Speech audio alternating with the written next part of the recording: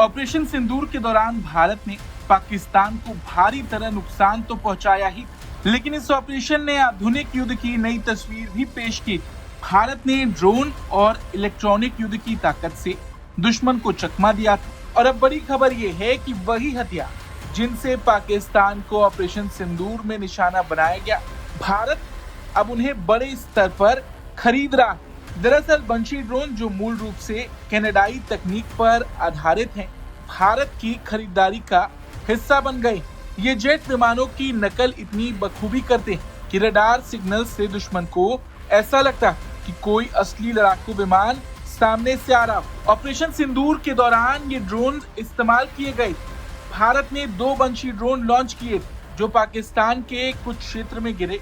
वास्तव में ये सिर्फ नकली थी। बंशी की 40 किलोमीटर रेंज और कम लागत इसे दुश्मन को फंसाने का सस्ता हथियार बनाती, और यही वजह है कि पाकिस्तान का एयर डिफेंस सिस्टम पूरी तरह एक्टिव हो गया था और फिर भारत ने असली हमले को अंजाम दिया। इस ऑपरेशन में भारत ने रडार, बारूद और डिकॉय ड्रोन के संयोजन से पाकिस्तानी एयर डिफेंस सिस्टम को गुमराह किया। नकली जेट सिग्नेचर पैदा करने वाले ड्रोन जैसे बंशी और लक्ष्य ने रडार को ये भरोसा दिलाया कि बड़े लड़ाकू विमान सामने से आ रहे हैं।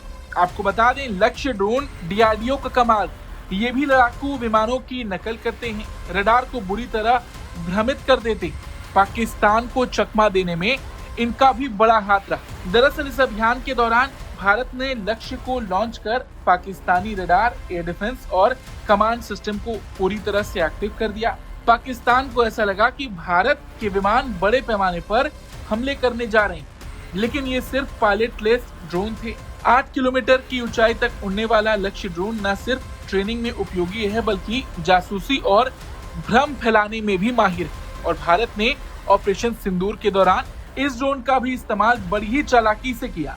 इसके अलावा एक्सगार्ड राफेल लड़ाकू विमानों का इलेक्ट्रॉनिक वॉरफेयर सिस्टम है जो आर्टिफिशियल इंटेलिजेंस से संचालित होता है। ये नकली सिग्नल्स भेजकर दुश्मन की मिसाइलों को भटका सकता है और तो और रडार की नजर में नहीं आता। ऑपरेशन सिंदूर में राफेल ने एक्सगार्ड का सहारा लिया।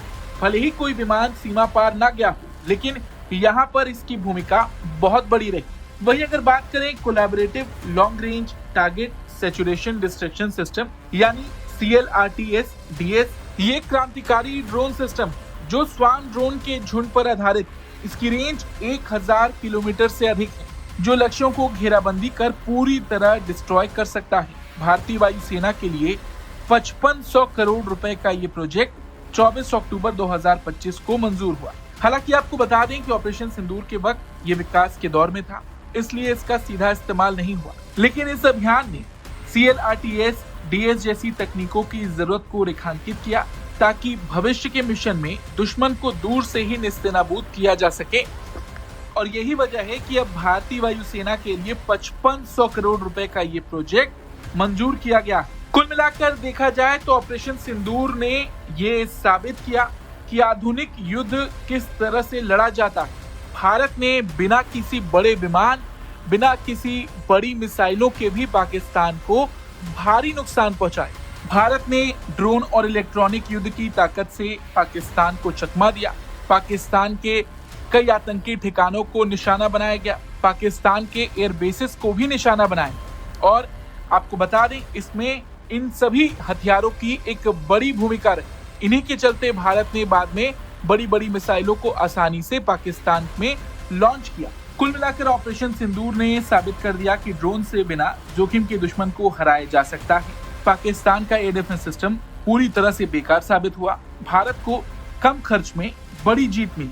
वहीं ऑपरेशन सिंदूर ने CLRTS जैसे प्रोजेक्ट को गति दी।